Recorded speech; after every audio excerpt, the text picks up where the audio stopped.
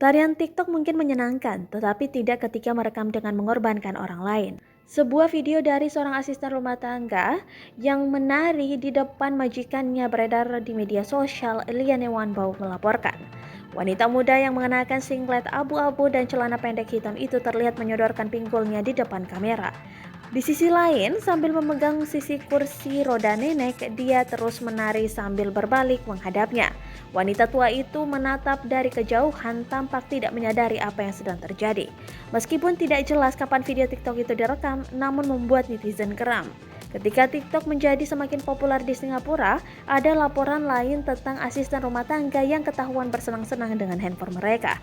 Pada 14 Oktober, seorang pembantu rumah tangga Indonesia didakwa di pengadilan karena merekam video dirinya memandikan seorang pria tua tanpa sepengetahuannya. Pria berusia 33 tahun itu dikatakan telah merekamnya sebanyak 7 kali dan membagikan videonya kepada pihak lain melalui WhatsApp. Jika terbukti bersalah merekam video intim dari orang yang rentan tanpa persetujuan, pembantu tersebut dapat dipenjara hingga 4 tahun dan denda.